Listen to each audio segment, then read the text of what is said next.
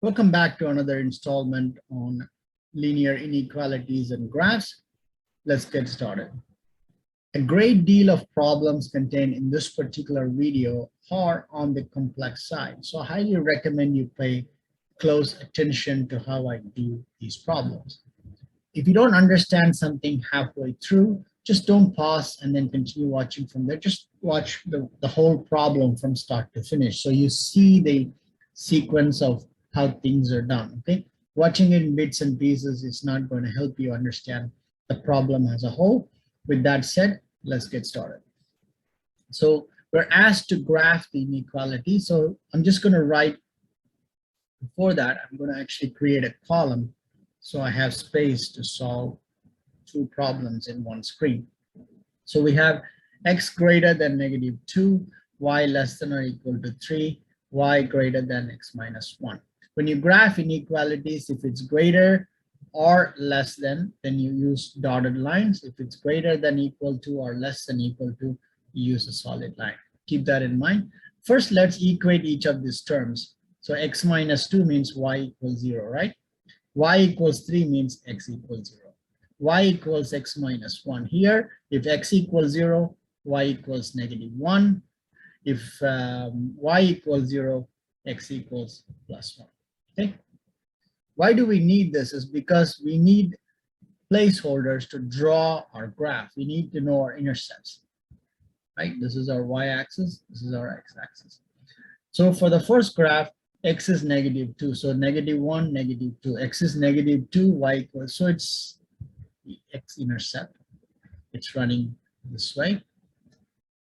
This corresponds to x greater than -2. The second one is y is running through 3. So if this is y equals 3, it runs straight through this, right? And it's a solid line.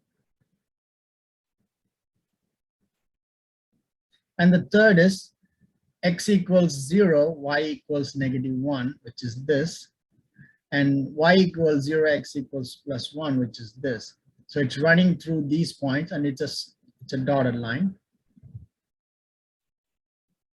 You kind of get the idea that this corresponds to y greater than x minus 1. We have to determine which area are we going to shade. If you notice, none of the three lines is passing through the origin, so we can use x equals 0, y equals 0 in each of the three expressions and determine if they are true. If they are true, then it captures the origin, then we shade the origin, right?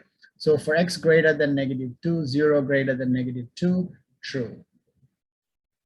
Y less than or equal to 3, 0 less than or equal to 3, true. Y greater than x minus 1, 0 greater than -1, true. Because we're using values of 0, 0, and all three statements are true, it captures the origin, but it also has boundaries here. So we can't go outside the boundary. That means it must be within the boundary, but also capture the 0. That means it has to be only within the triangular area. Does that make sense? Great. Let's go to the second problem. So y equals 3x minus 1, y equals -2x. If x equals 0, y equals -1. And here, if x equals 0, y equals 0, that means intercept is equal 0. This is running through the origin. This is a solid line. This is a dotted line. So let's go ahead and draw our four quadrants. So this graph is running through x equals 0, y equals -1, which is right here. So it's running straight through here. This corresponds to y less than or equal to 3x minus 1. And this corresponds to the line passing through the origin. This corresponds to y greater than -2x. Where do we draw? Because this line is passing through origin, we can use values of 0, 1. Because this is not passed through origin, we can use 0, 0. If you use 0, 0 here, 0 less than -1, false, right? Right? That means we can shade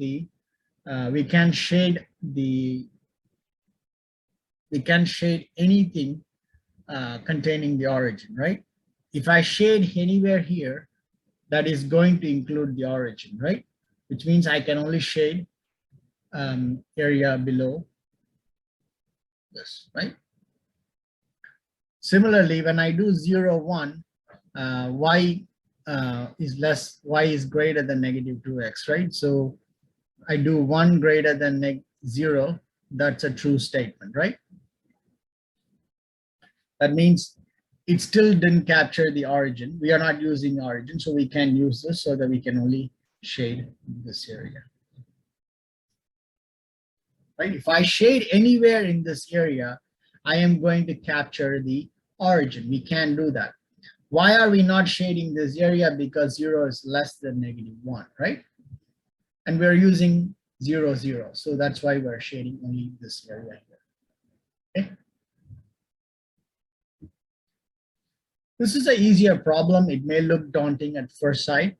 It's asking a system of inequalities and a graph are shown above. Which section or sections of the graph could represent all of the solutions to the system? Careful, they're actually saying sections. So maybe there's a possibility more than one answer is possible. So you have to work each option to really understand it, right? If you notice, at least one of the line is passing through the origin. That means you would have to use a different value for one, but because we have 4 sections, it's safe to say that we can use variant of the same value for all sections. I'll show you what I mean. Okay, so for section A, let's pick 0, 3. Okay, or 3, 0, I'm sorry. Or yeah, 3, 0. And for section B, let's pick 0, 3.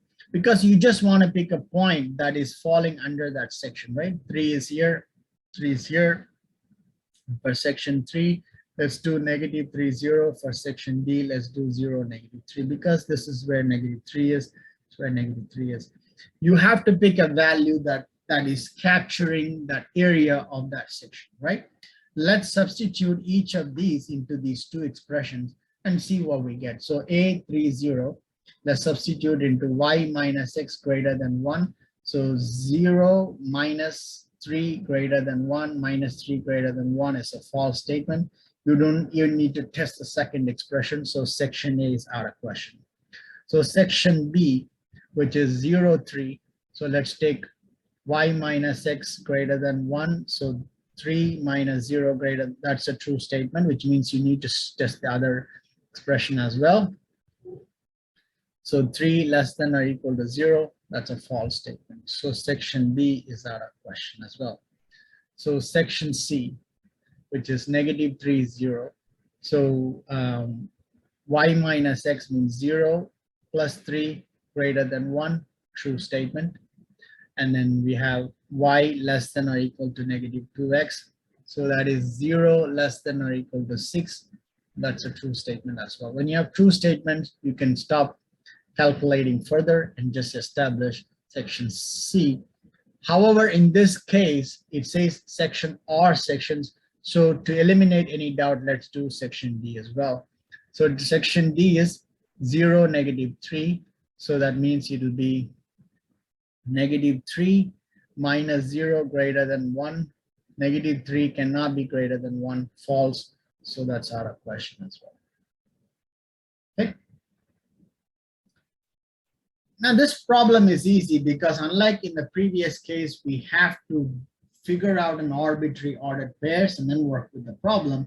Here we are given an ordered pairs, we just have to substitute in each expression and figure out where you get two true statements, okay? So we have 4, negative 2, substitute that in y greater than x minus 4, x plus y less than 5. What do we get? Negative 2 greater than 4 minus 4, that's a false statement. So right away, this won't work. You don't even need to substitute this. So let's go to 0, 2. And in this case, only one is needed. So if you get 2 true statements, you can stop. You don't need to go further because it's not asking for multiple options. So y greater than x minus 4, x plus y less than 5. So 2 greater than 0, that's a true. 2 greater than 0 minus 4, which is true statement. And then 0 plus 2 less than 5, that's a true statement as well. You can stop calculating.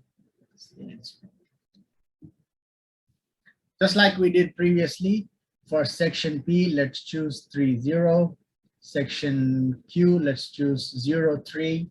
Section R, let's choose -3, 0. And section S, let's choose 0, -3. Okay.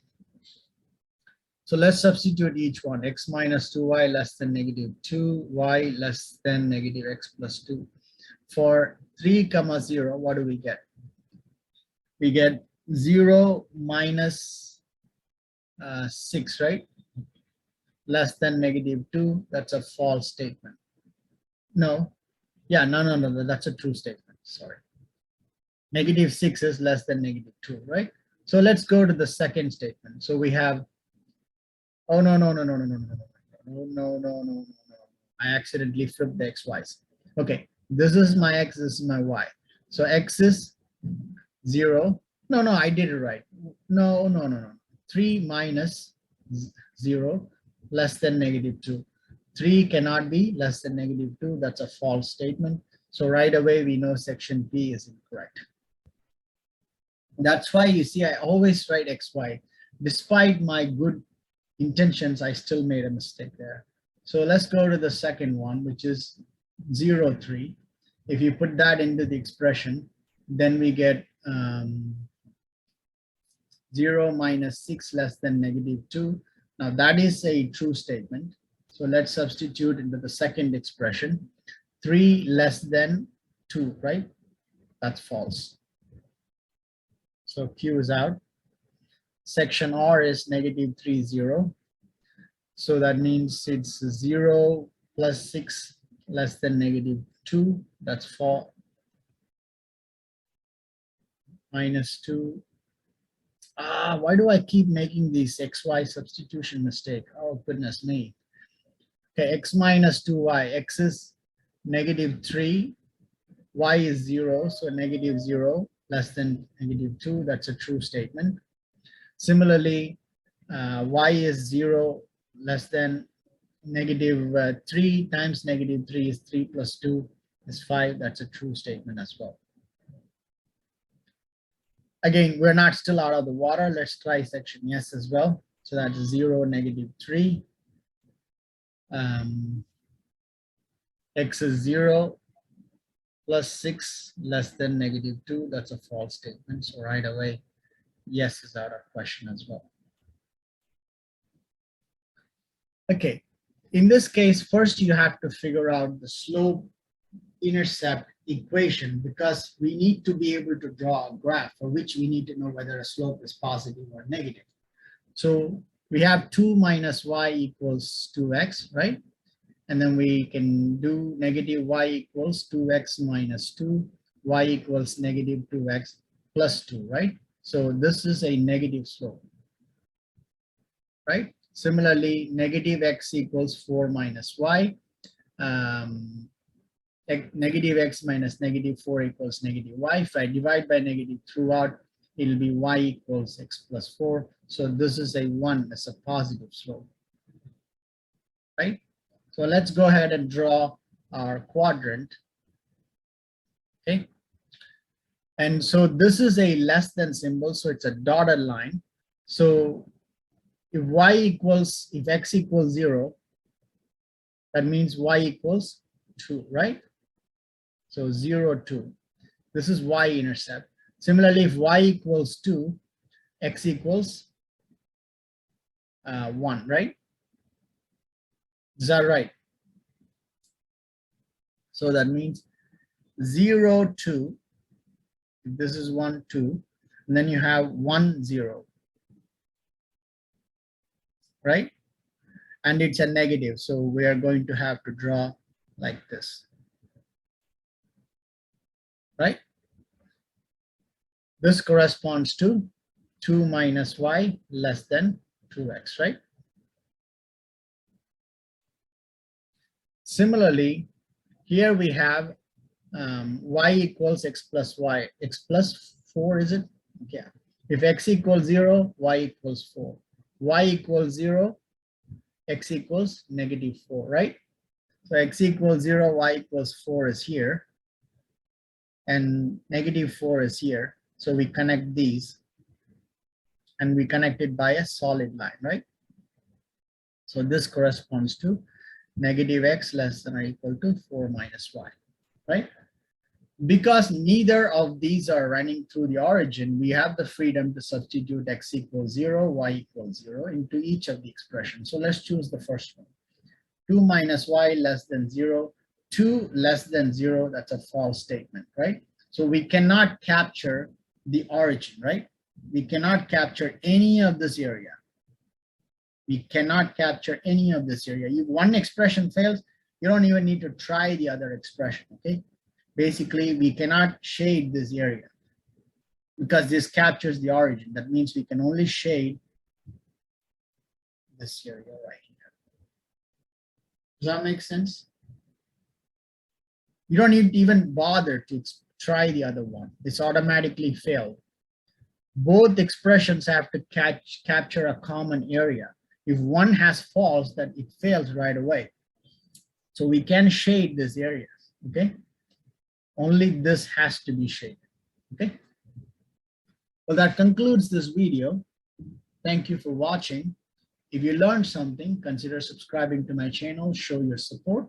I'll see you with the final video on this topic of linear inequalities and graphs, which is a diagnostic test. As always, during the diagnostic test, I recommend you pause the video, solve the problem, continue watching to see if you got it right. If you didn't get it right, just continue watching, solve the rest of the problems, and then go back and reflect on which ones you missed and try to fix your mistakes, right? I'll see you soon with the next video. Bye-bye.